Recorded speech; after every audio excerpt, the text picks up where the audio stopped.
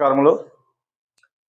ఈరోజు రెండు తెలుగు రాష్ట్రాల్లో మనం ఒకసారి ప్రభుత్వాల పనితీరును, వాటి యొక్క మనుగడకు సంబంధించిన రెండు ప్రధాన అంశాలను మనం ఒకసారి గమనించినట్లయితే, ముఖ్యంగా బహుజన వర్గాలు, పేద మధ్యతరగతి ప్రజలు లిక్కరు తాగడం ఒక వారం రోజులు బంద్ చేస్తే రెండు ప్రభుత్వాలు కూలిపోవడము తథ్యం. అది తమిళనాడు ప్రభుత్వం కూడా కావచ్చు. అలాగే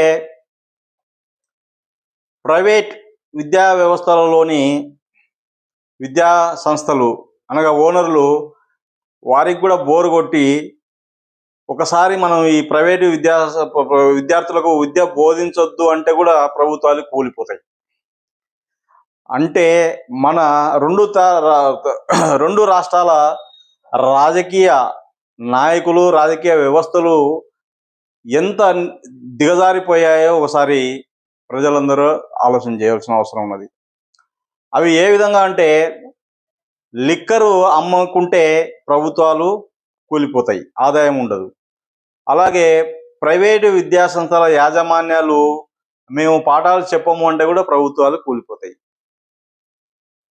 అలాగే మూడవ అంశమైన ప్రైవేట్ ఆసుపత్రుల యాజమాన్యాలు కూడా మేము వైద్యం చేయమంటే కూడా ప్రభుత్వాలు కూలిపోయే పరిస్థితిలో ఉన్నది. ఈ మూడు వ్యవస్థలను ఎందుకు మన ప్రభుత్వాలు ఈ స్థాయికి తీసుకొని వచ్చారు అంటే, ఈ ప్రజలు తాగనిదే ప్రభుత్వాలు నిలబడలేని పరిస్థితి, ప్రైవేటు యాజమాన్యాలు పాఠాలు చెప్పనిదే ప్రభుత్వాలు నిలబడని సమస్యల స్థాయికి ఎందుకు మనము తీసుకొని వచ్చారు. ఒకవైపేమో యూరోప్ దేశాలను ఆదర్శంగా తీసుకుంటాం.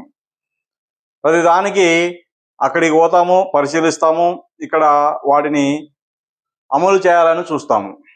మళ్ళీ యూరోప్ దేశాలకు పోయినప్పుడు అక్కడ ఉండే విద్యా వ్యవస్థను ఇక్కడ కూడా అమలు చేయాలని ఆలోచనలు మన రాజకీయ నాయకుల మధ్యలో ఎందుకు ఆలోచనలు రావట్లేదు?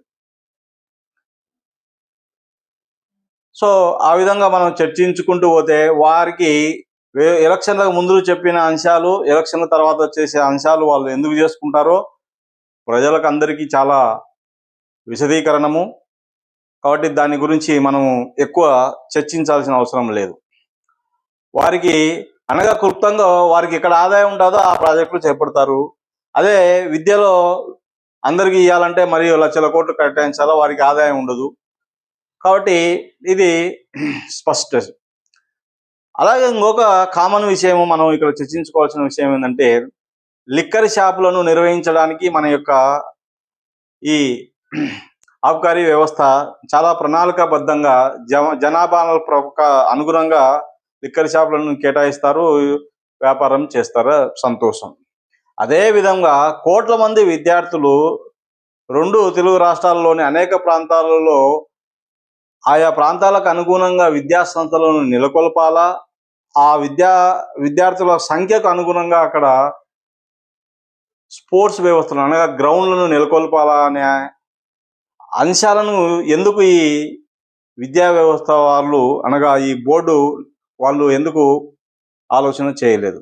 అంటే వీరికి విద్యా సంబంధించి కానీ, విద్యార్థుల ఆరోగ్యాల పరిస్థితి గురించి కానీ ఏ మాత్రము వాళ్ళకు దానివల్లనే ఈరోజు ఉదయం నుంచి రాత్రి 7 వరకు వాళ్ళకి బోధనాంశాలను చెప్పడం వలన గ్యాప్ లేకుండా సంవత్సరానికి వేల మంది విద్యార్థులు నేడు మనకు చూస్తూనే ఉన్నారు ఆత్మహత్యలు చేసుకోవడం జరుగుతాయి. ఈ ఆత్మహత్యలకు కనీసము బహుజన లీడర్లు కానీ, అగ్రవర్ణ లీడర్లు కానీ, ప్రజాప్రతినిధులు కానీ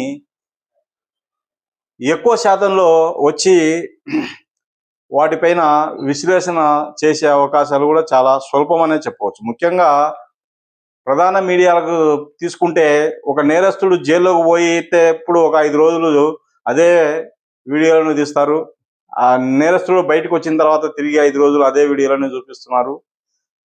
అలాగే వీరు ప్రజలకు సంబంధించిన అనగా ముఖ్యంగా బహుజన వర్గాలకు సంబంధించిన ఎటువంటి అంశాలను కూడా వీరి యొక్క చర్చలలో లేకుండడం అనేది కూడా చాలా దుర్మార్గం, దురదృష్టకరం. ఎందుకంటే ప్రజలందరూ కూడా వారి యొక్క ఆ కోలేకి వెళ్ళిపోయినారు, వారు ఆ విధంగా మార్చేసినారు. ఇంకొక పార్టీ వచ్చే వాళ్ళ డబ్బా టీవీలు వాళ్ళకు భజన చేస్తున్నాయి, ఇంకొక పార్టీ వస్తే వీళ్ళ డబ్బా టీవీలకు వీళ్ళకి భజన చేస్తున్నారు తప్పితే ఈ రెండు పార్టీలను గద్దెనెక్కిస్తున్న 80% పేద ప్రజల యొక్క మౌలిక, నిరుద్యోగ, ఆరోగ్య, అగ్రికల్చర్, గిట్టుబాటు ధరలు, మందులు మొదలుగా సమస్యలను పై ఈ రెండు ఛానళ్ళు కూడా కనీసము సంవత్సరంలో 10 రోజులు కూడా చర్చలు పెట్టిన సందర్భాలు చాలా తక్కువ అని చెప్పొచ్చు.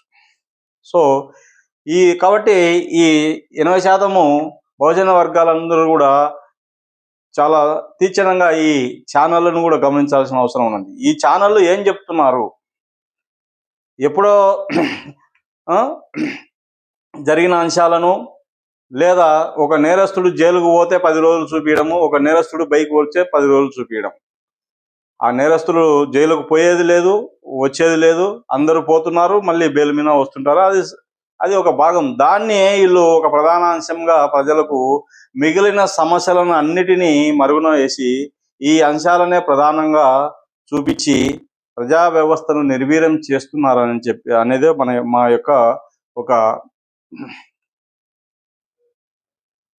ఉద్దేశం. కాబట్టి ఇప్పటికైనా కూడా ప్రజలందరూ కూడా మేల్కొనాలి, ప్రశ్నించాలి. అలాగే రాజకీయ నాయకుల్లో కూడా ప్రజల కొరకు ఆలోచన చేసేవారు, ఉద్యమాలు చేసే వాళ్ళను గమనించి, అది ఏ పార్టీలో ఉన్నా, ఏ వ్యక్తులనైనా సరే, వారు నిరంతరము ప్రజలకు క్షేమం కోసము, ప్రజల హక్కుల కోసం, ప్రజల సమానత్వం కోసము, ప్రజల యొక్క ఆరోగ్యం కోసం పాటుపడే వారిని ప్రజలు తీక్షణంగా గమనించి, అటువంటి వారిని ప్రజాస్వామ్యంలో ఒక 10 మందిని ఎన్నుకుంటే మిగిలిన ప్రజలందరూ కూడా హుషారైపోయి వారు కూడా ఈ మంచి వారి దారిలోకి వచ్చి ఒక మంచి సమాజాన్ని మనం అందరం నిర్మించుకుంటామని చెప్పి మరొకసారి ఆశిస్తూ సెలవు.